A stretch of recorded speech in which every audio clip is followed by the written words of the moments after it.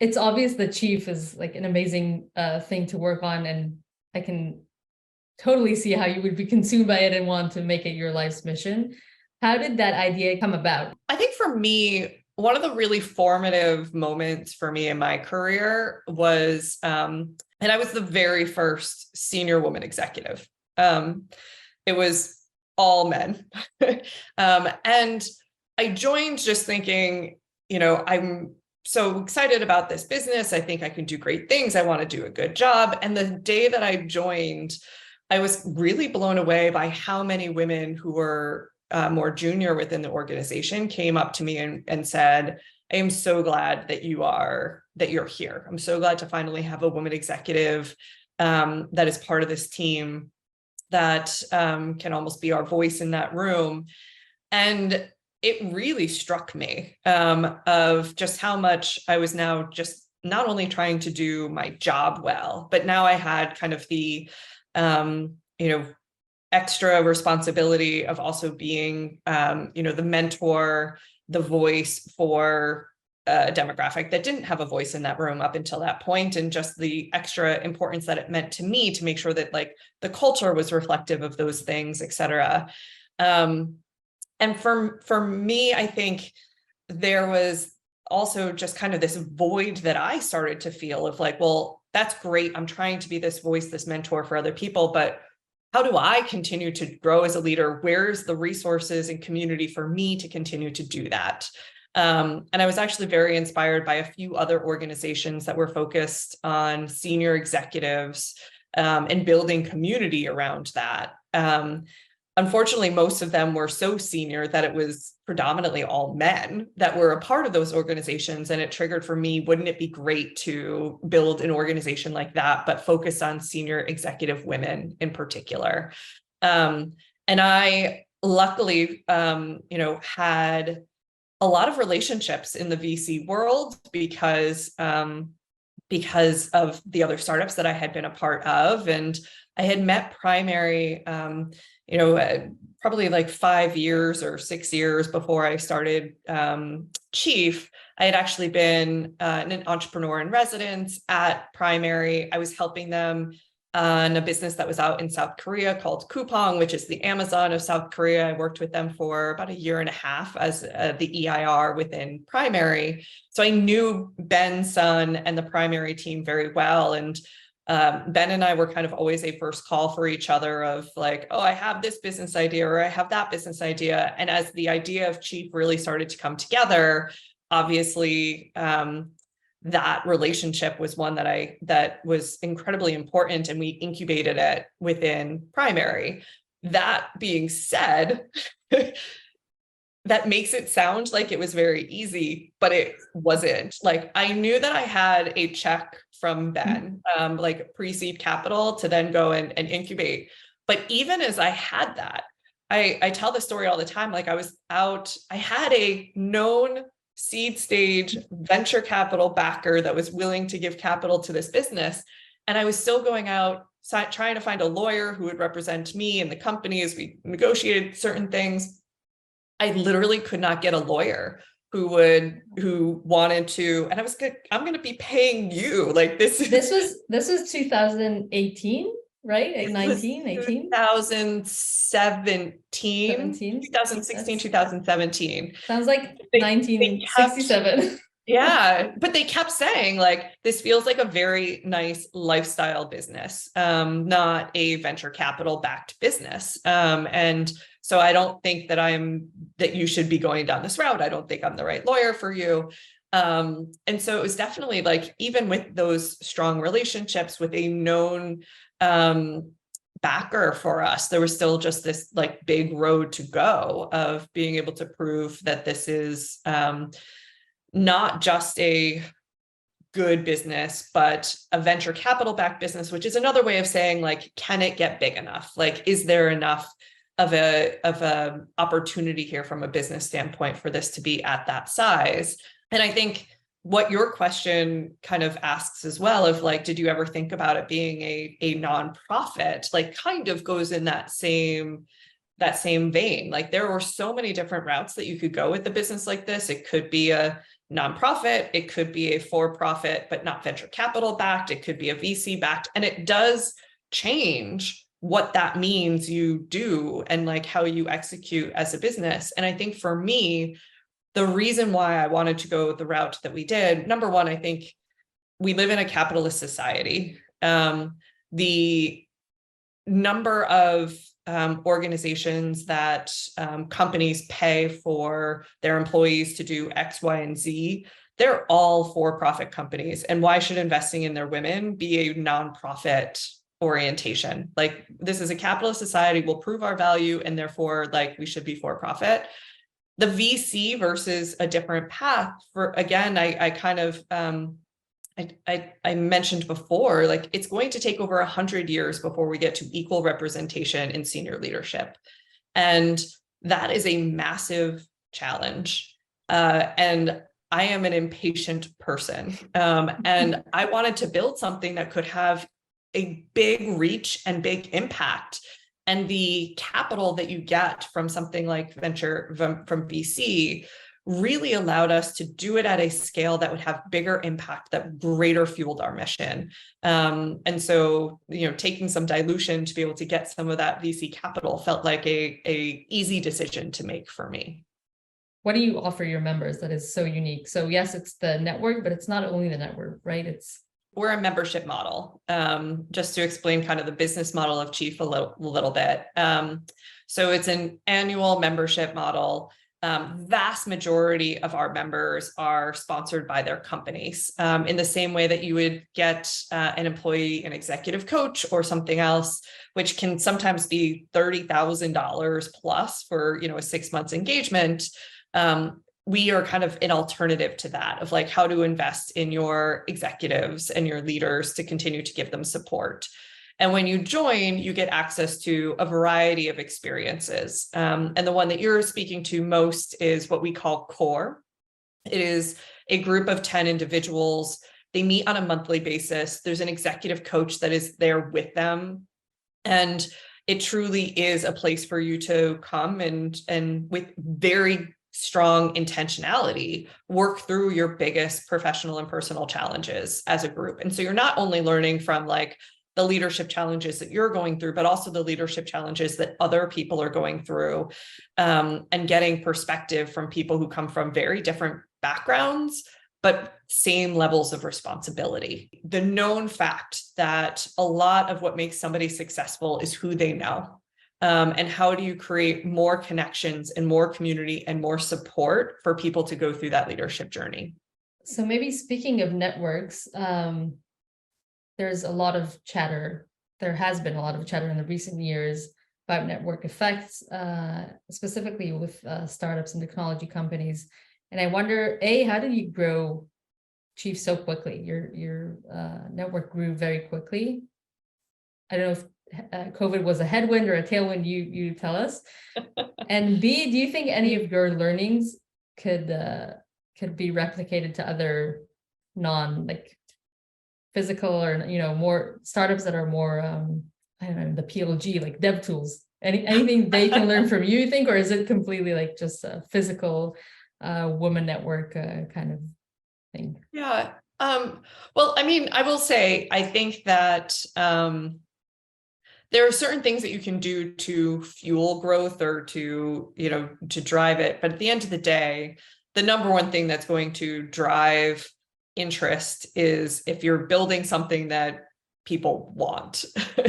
And I think that there was just a really clear need in the market, that people were excited about what we were building in, the business VC speak, like product market fit was just really strong. And so as much as we can say like, oh, we did these specific things, I think at the heart of it, there was just that of we were building something at a time where, there was almost on a daily, weekly basis, some publication that talked about, the challenges for women in business. And yet there were no real solutions that were out there. And so I think there was a really nice matching of something that our members really wanted at a time that it was getting really strong attention that really allowed for some of this to happen. I will say that there were some things that we did very purposefully that helped that. For us, I think a lot of people will go into kind of like growth hacks. And for us, it was actually really much about the brand. There was a really big investment in the brand that, this is a membership model. You want people to be proud to be a member. The brand has to really stand for something and be aspirational in that way, that people are excited to be a part of that. And in some ways, the physical space that we launched with was an effort for that, because it's really hard for a brand to come to life unless you have a forum for you to paint on, and the Clubhouse really allowed us to show what we meant by something different. Because when you think about a women's professional network, unfortunately, you often think of kind of corporate, stodgy, like warm white wine and pantsuits. And that's not something that you're like super excited to be a part of. And we wanted to show that this was very different, that this was something that was very aspirational to become a part of. So we built a really strong brand, but we also were really protective of that brand. We were not on any social media sites except for LinkedIn, because that's where, a professional network where, our members were. And, but we didn't want to be just diluting the brand by like overusage. There was something that was actually really magical about keeping it contained in that way and focused on the work instead of focused on impressions. And so I think as an outsider, I can attest, as an outsider who lives in Israel. So obviously I cannot not be a member yet. I'm hoping you will. When a chief tells me I'm gonna sign up. But I remember my American friends started like popping up with like the chief title in their LinkedIn, and I would be like, what is this? What is this thing? It's like, so so there was there was definitely like a mystery, but in a good way, surrounding that brand. And that was pretty organic at first. We were shocked when people were like adding it onto their LinkedIn. And so LinkedIn probably thinks we're one of the fastest growing, employee bases, but it's actually membership. And it was really magical to see that there was true pride. And I think that was one of the things that was really important for us, is how do you make sure that people, the network effect is people talking about it, and people will talk about it if they're proud of it. And for us, that was a really deep investment in the brand. Well, it paid off. And so speaking of Chief Israel, maybe give us a couple of pointers to the future of Chief a few years from now. Is it going to be like global expansion? Is it going to be expanding to other communities that are marginalized, or both, or anything else? Yeah, well, I would say that we truly want to be the network of the most powerful women in the world. We do want to be global and be in, all of the major business hubs across the entirety of the world. But probably more importantly, we just want to live up to our mission, which is to, change the face of leadership by driving more underrepresented communities into positions of leadership. And I think that really does allow us to think broadly about what that could mean over time, and how we take things that have worked and been really powerful and important for senior executive women, and start to think about, are there other demographics where this might be equally important? So lots of ambition. We just want to make sure we do it in the right progression and the right cadence and the right speed, because we've built something really special for our chief membership, and we want to make sure that just is first and foremost for us always. How are you managing your focus and your time? How do you know you're spending time as CEO on the right things as a person, but also as a CEO? I think it's a really interesting journey, because it ebbs and flows, and in extremes. based off of so many other factors, so early days, I don't even think you can consider yourself a CEO. You're a founder, which means like you are in everything. And, it's a small but mighty team who's really laying all the foundations of things. And then as you start to scale, you move into more of the CEO, and it becomes more about how do you really build a team around you that has more expertise and greater strengths than you do in each of their respective disciplines, and really build the trust and alignment and vision for them to be able to go and execute, which is an interesting evolution to go on, from being in everything to then being like, okay, I'm going to take a step back. I can do that. But then you have things that are thrown in at you on a regular basis, whether it be COVID, whether it being, the economic environment that we find ourselves in now. And like, you actually have to change back a little bit, where you have to be back in the details and say, like, we can't be doing as much. We have to be even more focused. We have to be even more disciplined, and really finding that sweet spot of like making sure that you're still operating in a place of trust with these great executives that you have brought on to a team, but also finding that right balance of coming in and in moments where that focus and discipline and extreme alignment becomes even more needed. What would you say is your management philosophy? Is there anything you do differently than other CEOs? I think I'm somebody who's just really real and candid, that I am incredibly informal, and just really like authentic, real relationships that we can make fun of each other, we can laugh, we can, have the hard conversations, but then pivot afterwards to like go get a glass of wine together. And so I think that is something that I bring a level of, I think, informality into the way that I like to think about leadership. I've had the chance to speak to many female CEOs, which is not something any investor could say, I assume. I find that's a common trait. I don't know if it's a big enough sample, but I find that's a common trait across female CEOs. Yeah. If you think the same. I do. I mean, I think that there's a lot of people that will use the word empathy when they think about, women executives. And that there's a style that creates those types of relationships that can be a little bit more informal, a little bit more real, a little bit more empathetic is in the way that they build those relationships. And I think that is a thing that we were in so many ways like socialized to be as we kind of grew up in the corporate world. So I think that there is some commonality there for sure. What do you think needs to happen for there to be more female entrepreneurs? I have talked to a number of women who the catalyst for them of wanting to go and start something is that the corporate world wasn't working for them. The policies that you find in a lot of big companies don't support them. And there's an opportunity to go and kind of create the world and the policies that you want and the culture that you want by starting your own business. And that has been a catalyst, I think, for a lot of people to go and start something. And I think that's at like a crescendo right now. Some of the most recent data that shows for every one woman who's being promoted into a director level position, 2 are dropping out.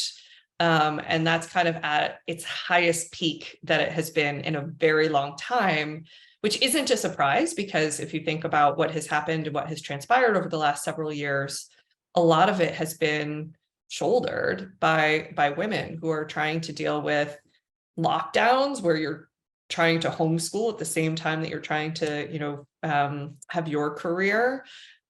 It's being driven by the mandates of people needing to come back into the office. And oftentimes it's the, women who will struggle with that transition back. And so you're really starting to see in the corporate world, a really big pullback of women. And my hope is that they then choose the path of going and starting something themselves. I think this is a really really interesting time to, and I think there's going to be like a really fertile ground of new startups coming with everything that's happening in the economy. I think this is a great time to go and start something. And I really do hope and encourage more women to be part of that journey of starting something in this new sandbox that we find ourselves in.